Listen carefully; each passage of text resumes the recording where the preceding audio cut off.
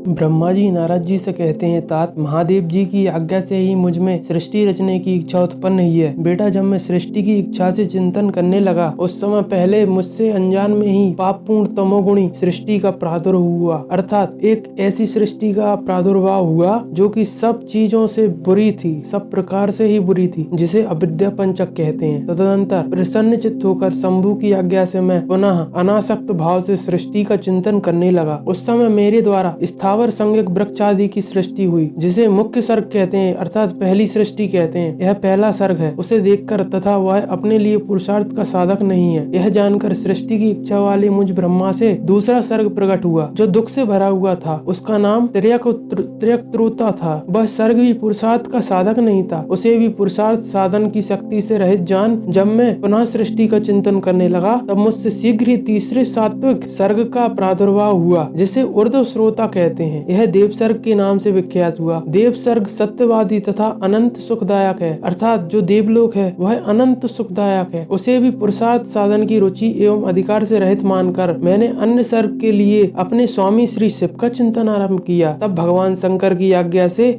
एक रजोगुणी सृष्टि का प्रादुर्भाव हुआ, दूसरा सूक्ष्म भूतों अर्थात तंत्रात्माओं का सर्ग है और तीसरा वैकारिक सर्ग कहलाता है। इस तरह से यह तीन प्राकृत सर्ग हैं। प्राकृत और वैकृत दोनों ना प्रकार के सर्गों को मिलाने से 8 सर्ग होते हैं। इसके सिवा नवा कौमार सर्ग है जो प्राकृत और वैकृत भी है। ये दोनों प्रकार का ही है, एक ही।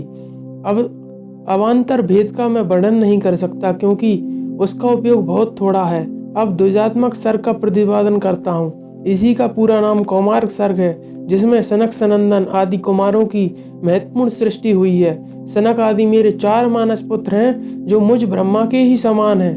वे महान वैराग्य से संपन्न तथा उत्तम व्रत का पालन करने वाले हुए उनका मन सदा शिव के चिंतन में ही लगा रहता है। वे संसार से विमुख एवं ज्ञानी हैं। उन्होंने मेरे आदेश देने पर भी सृष्टि के कार्य में मन नहीं लगाया। मुनिश्रेष्ठ नारद, सनकादिक कुमारों के दिए हुए नकारात्मक उत्तर को सुनकर मैंने बड़ा भयंकर क्रोध प्रकट किया। उस समय मुझ पर मोह छा गया। उस अवसर पर मैंने मन ही मन भगवान विष्णु का स्मरण किया। वे शीघ्र ही आ गए और उन्होंने समझाते हुए मुझसे कहा, तुम भगवान शिव की प्रसन्नता के लिए तपस्या करो। मुनिश्रेष्ठ, श्री हरि ने जब मुझे ऐसी शिक्षा दी तब मैं महाघोर एवं उत्कृष्ट तप करने लगा।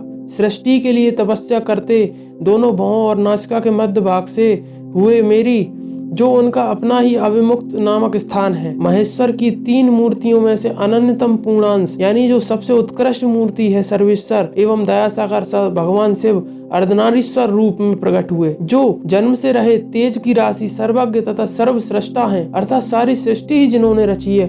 उन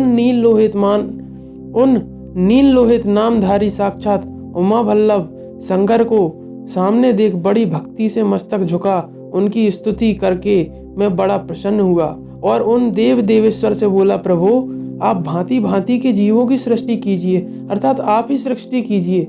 मेरी यह बात सुनकर उन देवादिदेव महेश्वर रुद्र ने अपने ही समान बहुत से रुद्रगणों की सृष्टि की। तब मैंने अपने स्वामी महेश्वर महारुद्र से फिर कहा, देव आप ऐसे जीवों की सृष्टि कीजिए जो जन्म और मृत्यु के भय से युक्त हों, अर्थात जिनका जीवन होता हो, जो जन्म लेते हो और मृत्यु को प्राप्त होते हो, ऐसी सृष्टि की आप रचना कीजिए। मुनिश्रेष्ठ, मेरी ऐसी बात सुनकर करुणा सागर महादेव जी हंस पड़े और तत्काल इस प्रकार बोले कि महादेव जी ने कहा, विधाता, जन्म और मृत्यु के भय से युक्त अशोभन जीवों की सृष्टि नहीं करूंगा मैं, क्योंकि वे कर्मों के अधीन हो दुख के समुद्र में डूबे रहेंगे। मैं तो दुख के सागर में डूबे उन जीवों का उद्धार मात्र करूंगा, मैं उन्हें बनाऊंगा नहीं। गुरु का स्वरूप धारण करके उत्तम ज्ञान प्रदान कर उन सबको संसार सागर से पार करूंगा। प्रजापति, दुख में डूबे हुए सारे जीव की सृष्टि तो तुम ही करो, तुम ही को उनकी सृष्टि बनानी होगी जो जन्म और मृत्यु वाले होते हैं। मेरी आज्ञा से इस कार्य में प्रवृत्त होने के कारण तुम्हें माया नहीं बांध सकेगी,